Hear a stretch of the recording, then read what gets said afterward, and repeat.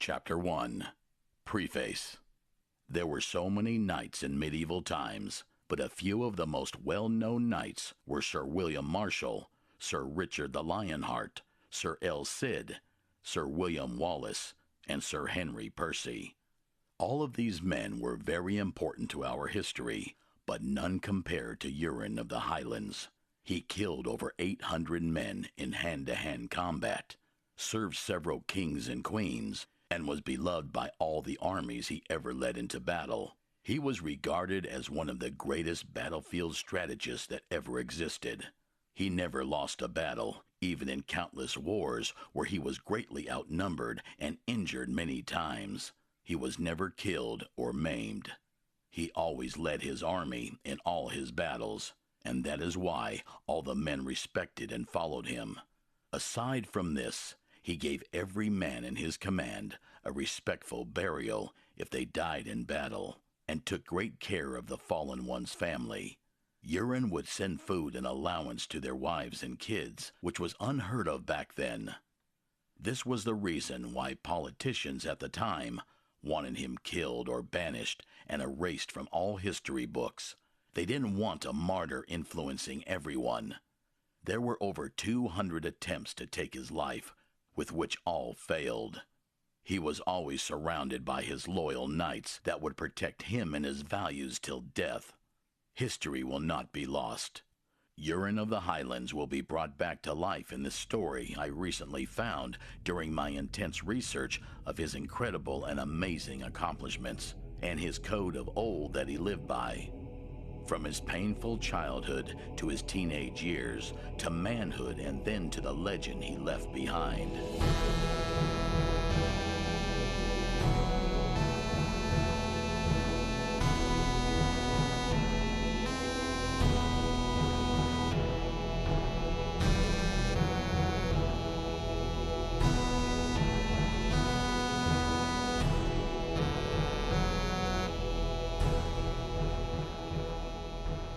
Chapter 1. The Phoenix. The year was 1055. It was a dark time, as it always was in this world. This was a time of endless bloodshed, betrayal, treason, and dishonor. The king's noble knights were always fighting for lands, wealth, and power.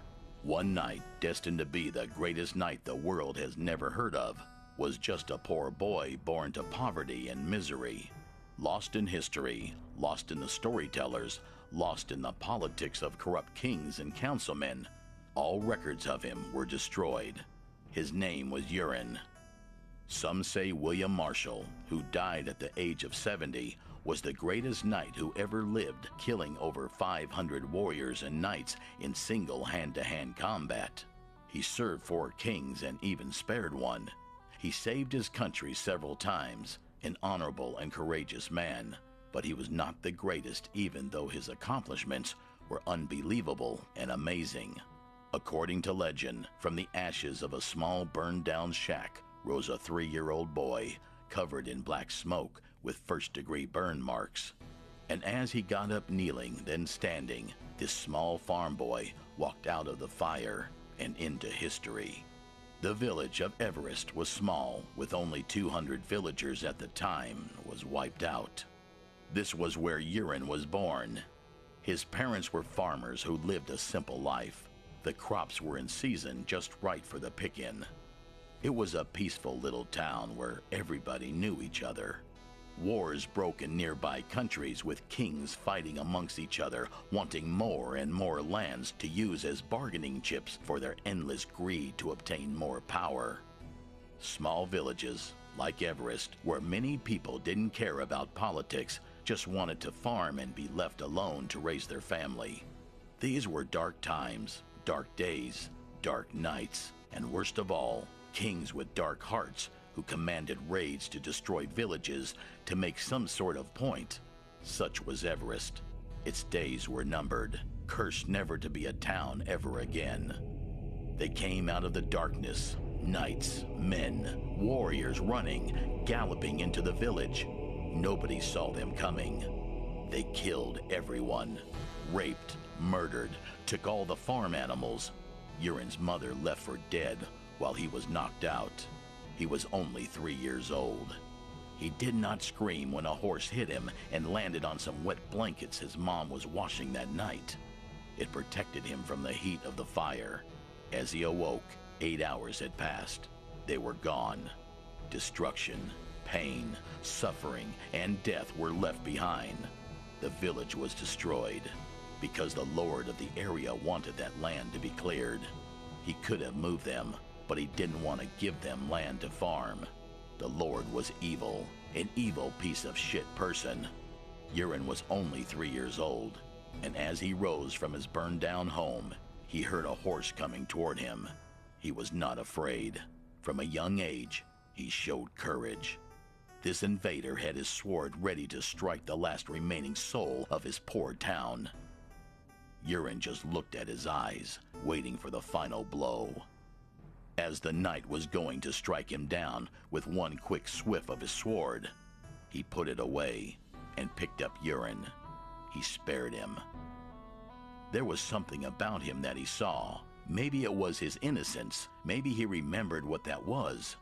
So many killings that he grew tired of, the senseless murders. There was no honor in slaying farmers.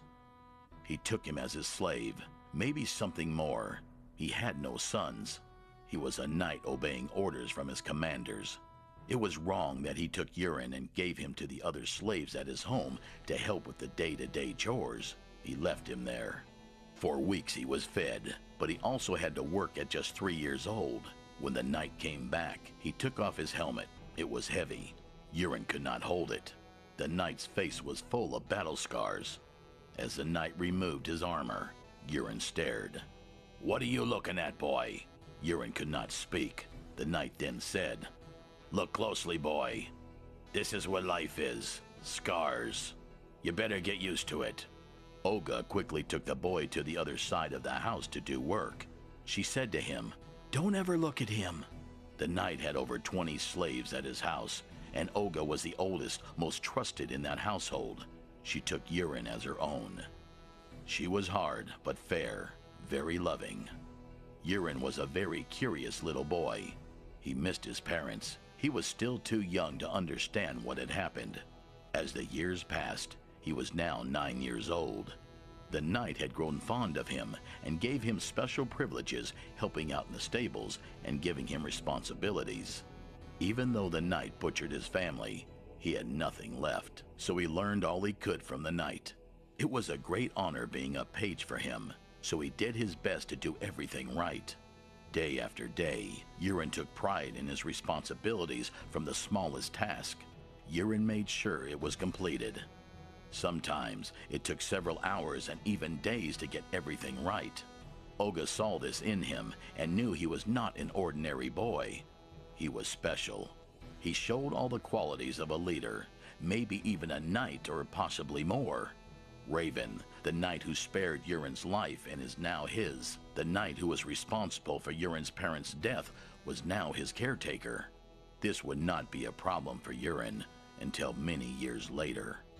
Olga was now 60 years old, and she had served Raven for many, many years. She was sick now and could not even get out of bed. The other servants took care of her as much as possible, taking turns with Urin, now 13 years old, who was Olga's pride and joy. Every time she saw him, she had hope in her eyes. She knew Urin's pains, and she did her best to give him as much love and common sense as possible.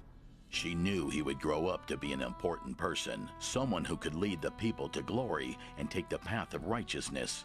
Or he can grow up to be another like so many others. She promised herself she wouldn't let this happen.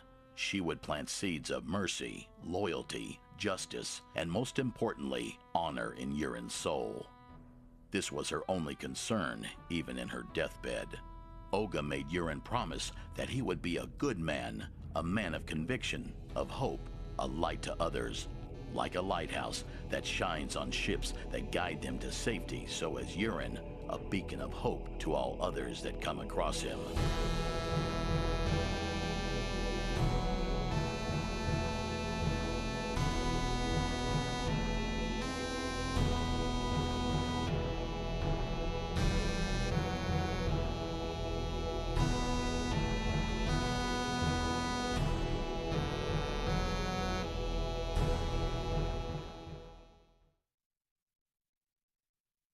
Chapter 1. Preface. There were so many knights in medieval times, but a few of the most well-known knights were Sir William Marshall, Sir Richard the Lionheart, Sir El Cid, Sir